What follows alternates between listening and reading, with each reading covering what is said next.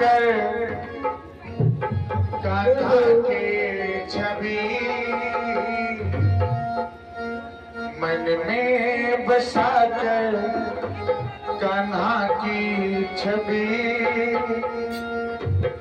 उतारो में गिरधर तेरी आरती मन में बसा कर कान्हा की छवि मन में बसा कर कान्हा की छवि उतारो में गिरधर तेरी आरती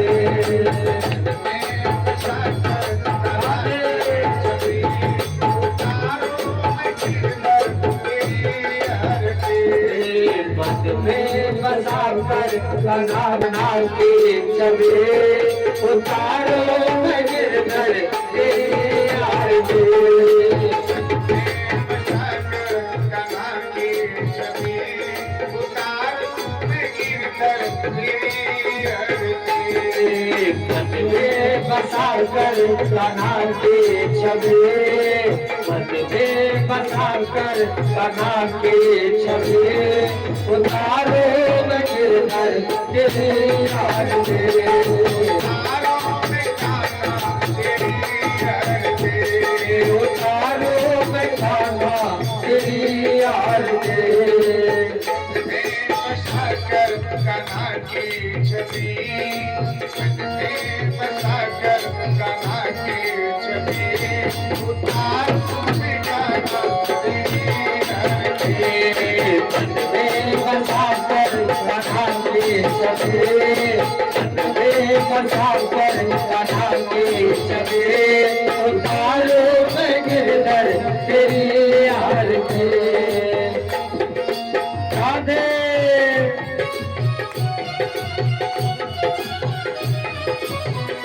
जय श्री राधे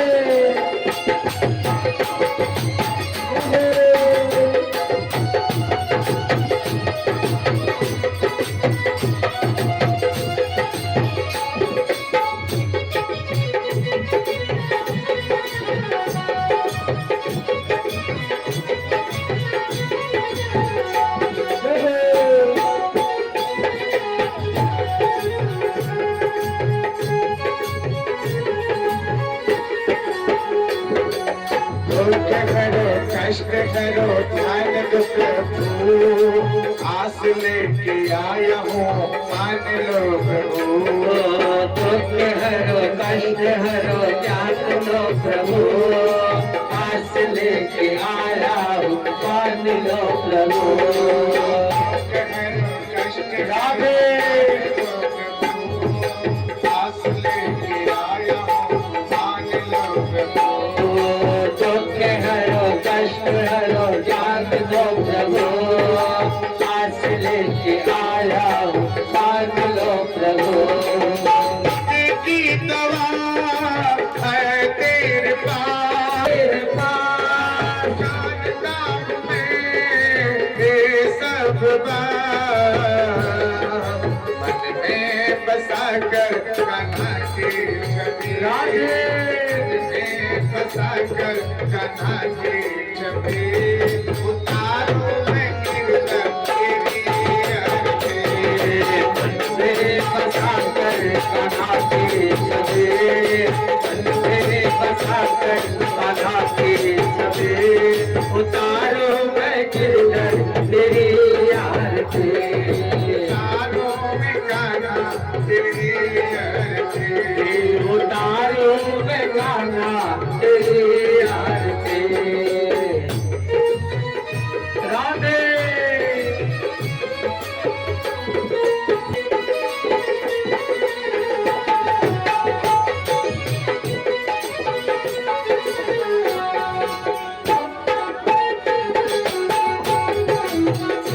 राधे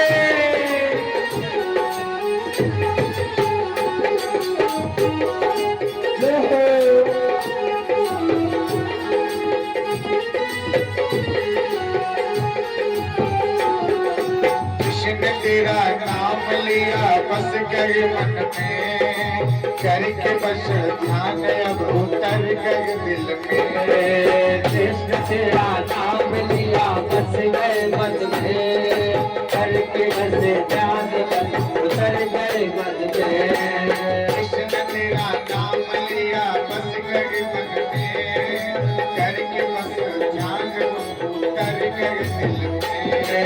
कृष्ण तेरा नाम लिया बस गए मन में, करके बसे ध्यान बस उतर गए मन में। एक बार किसने नाम लिया, एक बार किसने नाम लिया, मन में अपनी ध्यान किया, बदले ध्यान किया। मैं बसा कर कान्हा की छवि, मैं बसा कर गिरधर की छवि, उतारू में कान्हा तेरी बसा कर गिरधर की छवि, बसा कर कान्हा की छवि, उतारो मैं कान्हा तेरी आरती। बसा कर कान्हा की छवि, उतारो मैं गिरधर तेरी आरती। बसा कर कान्हा की छवि, मन में बसा कर कान्हा की छवि, उतारो मैं गिरधर में कान्हा तेरी आरती। उतारो मैं कान्हा तेरी आरती। उतारो में कान्हा तेरी आरती। उतारो मैं कान्हा तेरी आरती। अंधकारी प्रेत योनि से छुटकारा कैसे मिलता है ये कथा प्रसंग।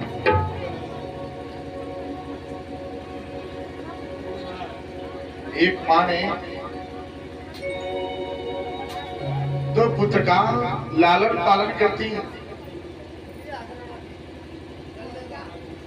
एक माँ ने दोनों पुत्रों का लालन पालन करती है, लेकिन उनकी स्वभाव और विचार आत्मदेव नाम के एक ब्राह्मण होते हैं।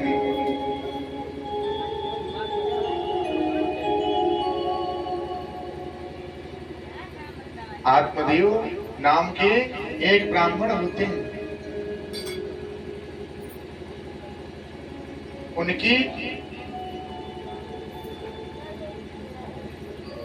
जो पत्नी है वो धुंधली होती है। धुंधली कौन? धुंधली कौन है? जो तेज हो, जो अपने पति देव अपने परिवार पे अपना ही हक जमाए कि मैं हूं बस।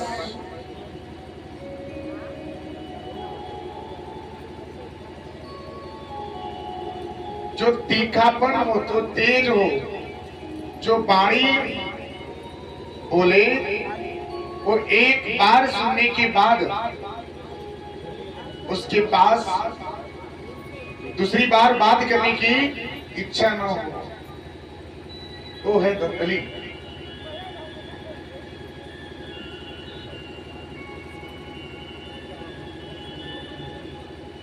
इस स्वभाव की जो स्त्रियां हैं ना,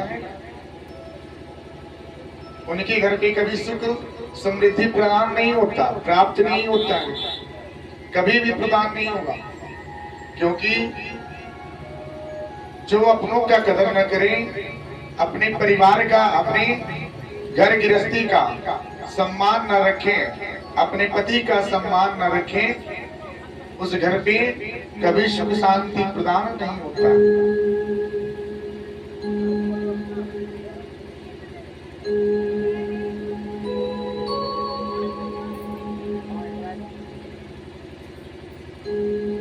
आत्मदेव ब्राह्मण होते हैं, भिक्षा मांगते हैं, भिक्षा मांग करके उनका परिवार का पालन पोषण होता है। एक दिन का समय था,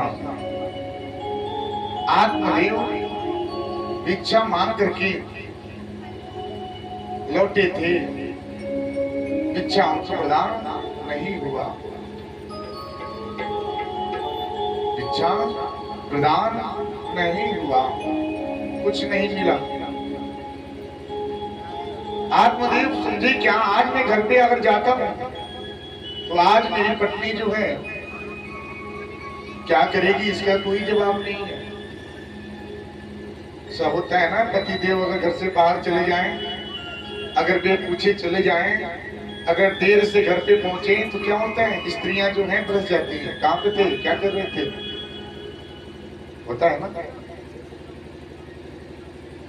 अब ऐसे ही आत्मदेव के साथ हुआ, बेचारे आत्मदेव जैसे ही चौखट पे पांव रखे, उनकी पत्नी ने दरवाजा खोला और बोले कि अरे रात इतनी देर हो गई, इतनी देर हो गई, इतने समय हो गया, आप कहाँ थे, कुछ खाने के लिए नहीं लाए।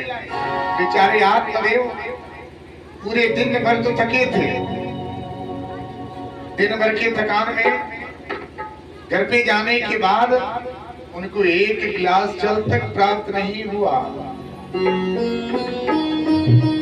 उसके बदले में उनकी पत्नी ने उनको क्या किए, कितने तक दे दिए खाने पर, इतनी देर कहाँ थे, क्या करें, जरा सभी हाल चाल भी नहीं पूछे कि रास्ते में जल मिला है कि नहीं मिला है, कुछ खाए हैं कि नहीं खाए हैं, कैसा दिन गया है कैसा नहीं गया है, कुछ भी पूछ नहीं।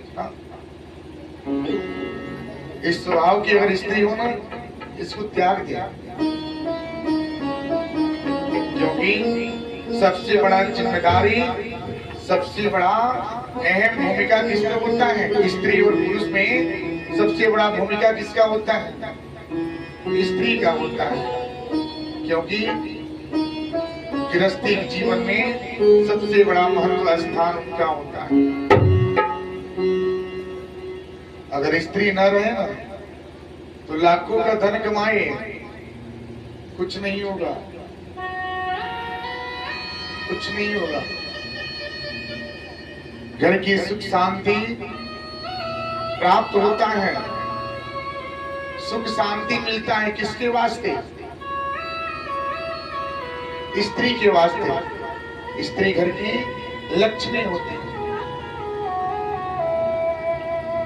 जिस घर में स्त्री का अगर सम्मान ना मिले ना, तो समझ जाइए घर क्या होता है। कितना वो धन कमाएंगे, वो धन बरकत नहीं करेगा। ये युग है, इस युग में अगर कली से बचना है, कलयुग से बचना है तो सम्मान करना सीखो। अगर घर में घर टूटता है, घर बिखरता है, पिता से पुत्र बिखर जावे, माता से पुत्र बिखर जावे, परिवार टूट जावे, उसका कारण क्या है, व्यवहार, आचरण। एक अच्छे माता पिता का कर्तव्य क्या होता है, अच्छे माँ बाप का भी कर्तव्य होता है क्या, कि अपने परिवार को, अपने पुत्र और पुत्री को, अपने पत्नी को क्या करें, एक समान रखे, एक समान शिक्षा दे, एक समान रखे, एक समान व्यवहार करे। पत्नी है तो पत्नी जैसे व्यवहार करे, पुत्री है तो पुत्री जैसे व्यवहार करे, पुत्र है तो मित्र के जैसे व्यवहार करे। ऐसा करने से घर चलता है, जिस घर में अगर केवल पिता बस सोचे कि मैं पिता हूं, बस मैं, मेरे सिवा दूसरा कुछ नहीं है, क्योंकि मैंने तुमको जन्म दिया है। अरे भाई, जन्म तो दिए हैं, लेकिन उसके भाग्य, उसके कर्म, उसके स्वभाव के भी तो साथी अपने। जन्मदाता तो आप बन गए, लेकिन उसके आशीर्वाद कौन बनेगा। पुत्र का, पुत्री का सबसे प्रथम गुरु कौन होता है, माता पिता होते हैं। प्रथम गुरु, प्रथम स्थान माता पिता, क्योंकि पिता ही सब कुछ सिखाता है, माता के में सब कुछ सीखता है, आंचल में सब कुछ सीखता है, गर्भ में रहता है, 9 महीने माता गर्भ में रखती है, उसके बाद जन्म देती है। जन्म देने के बाद माँ की खुशबू मिले, माँ का आंचल मिले, उनका व्यवहार मिले ना तो पुत्र पहचान जाता है ये मेरी मां का, उसका आचरण, उसका गुण, उसका व्यवहार को प्रदान करने वाले कौन होते हैं? माता पिता होते हैं। जैसा आप अगर व्यवहार पुत्र के साथ करें, पुत्री के साथ करें, पत्नी के साथ करें, वो घर कभी नहीं टूटता है। वो घर तरक्की का मार्ग करता है, तरक्की करता है। ना उस घर में धन की कमी होगी और ना व्यवहार की कमी होगा। पुत्र कभी अपने पिता पे नजर नहीं उठा सकता है। पुत्री कभी भी अपनी मां से हट के बात नहीं कर सकती है। घर बिखरता है कब? जब पुत्र और पिता में शत्रुता उत्पन्न होता है, माता और पुत्री में दुर्व्यवहार उत्पन्न होता है।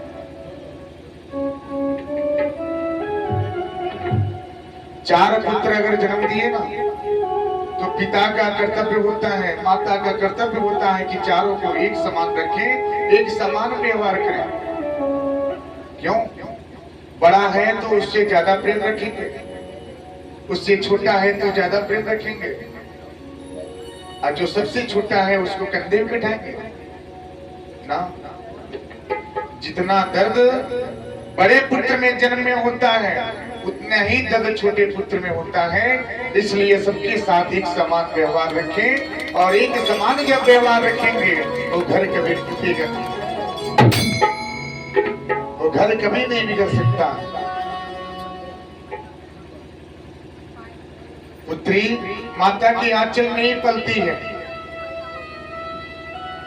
उसकी आंचल में रहती है। माँ के बिना वो कुछ कर नहीं पाती। माँ सोती है तो पुत्री सोती है, माँ जागी तो पुत्री को जगाती है। क्यों? कि उठो सुबह हो गया है। सूर्योदय के पहले अगर पुत्री है तो उसका आचरण, व्यवहार, गुण माता का कर्तव्य होता है उसको सिखावे, क्योंकि पुत्री जो है पराये घर की अमानत होती है। जैसा आप व्यवहार सिखाएंगे, आचरण सिखाएंगे, गुण सिखाएंगे, उसी हिसाब से पुत्री का व्यवहार उसके ससुराल में होता है। अच्छे व्यवहार, अगर अच्छे बर्ताव, अच्छे गुण, अच्छे संस्कार अगर आप देंगे, कब सुबह उठना है, कब सोना है, कैसे भोजन पकना चाहिए, कैसे रहना चाहिए, नहाने का वक्त हो, भोजन करने का वक्त हो, सत्कार करने का, उठने का, बैठने का, चलने का अगर गुण अगर आपने सिखाया, थोड़ा कम पढ़ी लिखी हो चलेगा, लेकिन व्यवहार में, गुण में, आचरण में कमी हो ना, ससुराल वाले भी उसको क्या करते हैं? निंदा नजर से देखते हैं, निंदगी करते हैं कि जैसा इसका आचरण होगा वैसे ही घर का इसका आचरण होगा, तभी तो ऐसे कर रही है। तो आप अपना आचरण, अपना व्यवहार अपने पुत्र और पुत्री को प्रदान करें। पुत्र बोल देने से, पुत्री बोल देने से वो बड़ा नहीं हो जाएगा। उसका आचरण, उसका व्यवहार को भी प्रदान करें, ये आपका प्रथम कर्तव्य होता है। प्रथम कर्तव्य होता है कि पुत्र के साथ कैसा व्यवहार करेंगे, पुत्री के साथ कैसा व्यवहार करेंगे। जब पति पत्नी में जब प्रेम नहीं रहेगा, जब वही माता और पिता से पुत्र जन्मेंगे ना, तो पुत्र का भी आचरण पिता और माता के समान ही होता है। क्यों? क्योंकि उसने देखा है, पिता को माता से नहीं पटता है, नहीं जमता है, माता को पिता से नहीं पटता है, नहीं जमता है। हमेशा एक दूसरे में विवाद होता है, हमेशा एक दूसरे में अवहेलना होता है, वाणी में कमी है, व्यवहार में कमी है, आचरण में कमी है। वो पुत्र सब व्यवहार अपने पत्नी के साथ करता है, क्योंकि उसने देखा है, उसने देखा है कि मेरे पिता ने मेरे माँ के साथ कैसा व्यवहार किया है। वही आचरण वो अपने पत्नी के साथ रखता है। पत्नी को तकलीफ होता है, कष्ट होता है, तो शब्द बोलती है, पुत्र उस पे हाथ उठाता है, ना ऐसा न करे। ये संस्कार, ये गुण, ये सबसे बड़ा खेती है, ये आपके घर का सबसे बड़ा फसल है। पुत्र आपका फसल है, फसल की देख रेख करना माँ बाप की सबसे बड़ा जिम्मेदारी होती है। सबसे बड़ा जिम्मेदारी होता है कि उस फसल को, उस पुत्र और पृथ्वी रूपी जो फसल है उसको अच्छे से देख रेख करें, उनके जीवन की देख रेख करें, जिससे उनका घर गृहस्थी जीवन चले, जिससे जीवन में किसी प्रकार का कष्ट का सामना न करना पड़े।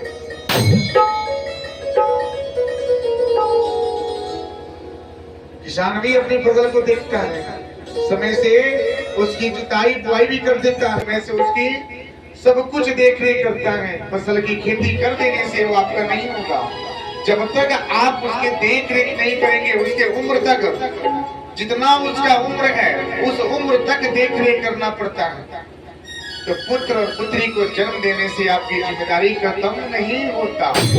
जिम्मेदारी को अंत समय निभाइए, उस समय तक निभाइए जिस समय तक आपका पुत्र आपके पास रहे।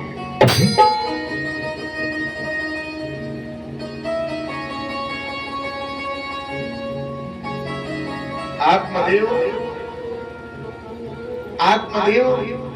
जब दरवाजे पहुंचे, उनकी पत्नी जो धुंधली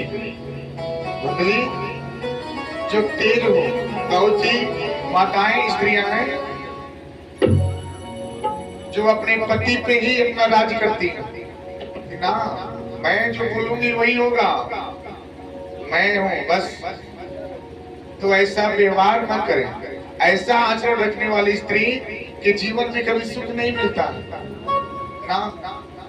जब स्वार्थ की भावना उत्पन्न हो गया, जब अपने अंदर स्वार्थ आ गया, वो समझ जाइए उसके जीवन में दुख की पहाड़ टूटना शुरू हो जाता है। तो कभी भी क्या करें, पति से एक अच्छे से व्यवहार करें, पतिव्रता का व्यवहार करें कि आपके पति ही सब कुछ है।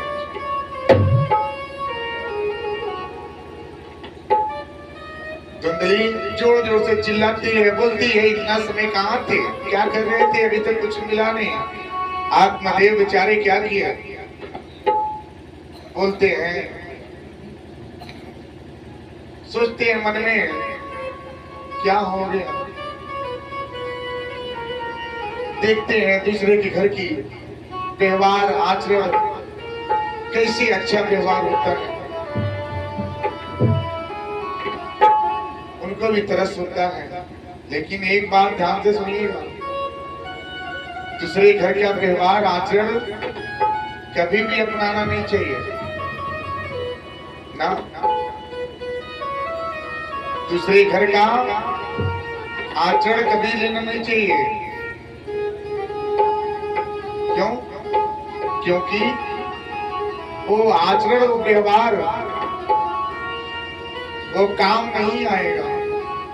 लीजिए, लेकिन क्या लीजिए, आप 100 व्यवहार देख रहे हैं, 100 आचरण देख रहे हैं, उसमें से जो आपके लायक है, जो आपके परिवार के लायक है, जो आपके जीवन लायक है, उस आचरण को अपना लीजिए।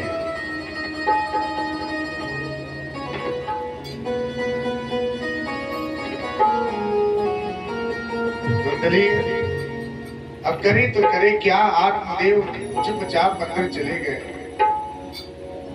रो रहे हैं, बिलख रहे हैं।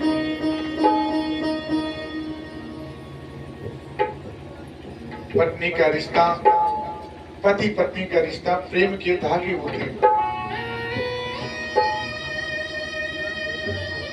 हर बात, हर शब्द में प्रेम होता है। अच्छा, आप देखते हैं क्या कि उस घर की स्थिति कितनी अच्छी है, वो कितना आगे जा रहा है। क्यों जा रहा है? क्योंकि उस घर में स्त्री का सम्मान होता है, उस घर में पति पत्नी का रिश्ता होता है, उस घर में माता पिता का सम्मान होता है, उस घर में अन्न का सम्मान होता है।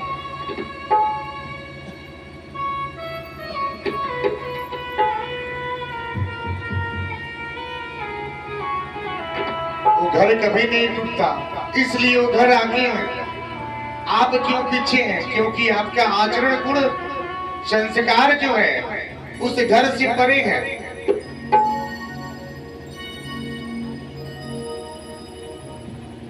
सब कुछ लुप्त होता जा रहा है।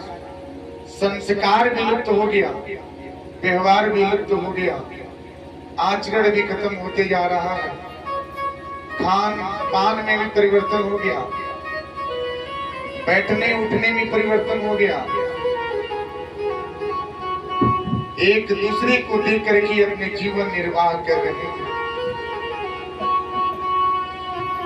दूसरे का नकल करके अपने जीवन को चला रहे हैं।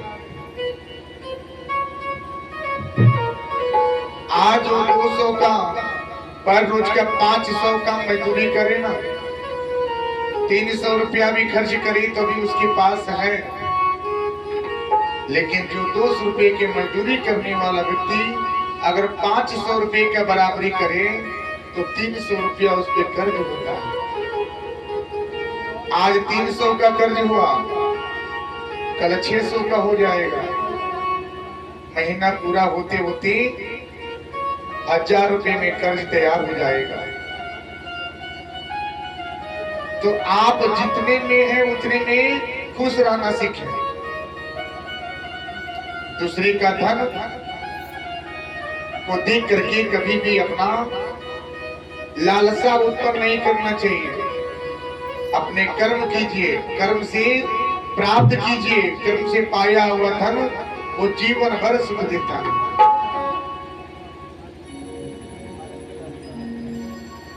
आज दूसरों को देख करके जीवन चल रहा है। आचरण, व्यवहार, गुण, धर्म, संस्कार ये सब क्या है? लुप्त होते जा रहा है। ये सब व्यवस्था कुछ दिन पहले नहीं था। 30-35 वर्ष पहले ऐसी व्यवस्थाएं नहीं थी। एक दूसरे को देख करके जीवन निर्वाह नहीं होता था,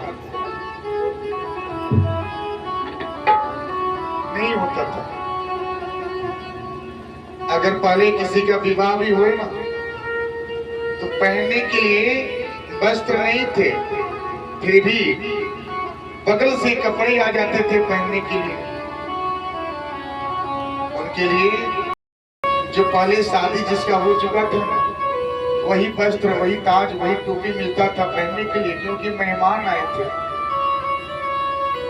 आने वाला मेहमान ये नहीं समझ सकता था कि इसके घर पे ये वस्त्र आया है कि कहीं से पड़ोस से लेकर आया है, क्योंकि प्रेम था, सम्मान था। वो देख करके हिंसा नहीं करते थे। समाज का कदर था, मर्यादा था, मेहमान का कदर था कि देखें ये न जाने उसका सत्कार करना, इज्जत करना, व्यवहार करना इस समय था। पहले अगर गुण भी मिलता था ना, गुड़ मिलता था जलपान करने के लिए, उसमें कदर था। लेकिन आज के समय में अगर आपको खूब अच्छे से मेवा, मिश्री, अगर रसगुल्ले भी मिले ना खूब अच्छे, उसमें कदर नहीं होता है। क्यों नहीं होता है? पहले के मेहमान को बैठा करके जलपान होता था। और आधुनिक युग में आप जाइए, अगला आपको निमंत्रण भी नहीं दिया। इस समय तो आ गया, समय नहीं बदला है, समय वही है। बदला है तो क्या, बदला है तो क्या? आपका नेत्र बदल गया, आपका विचार बदल गया, आपकी धारणा बदल गई, आपके संस्कार बदल गया, आपका स्वभाव बदल गया।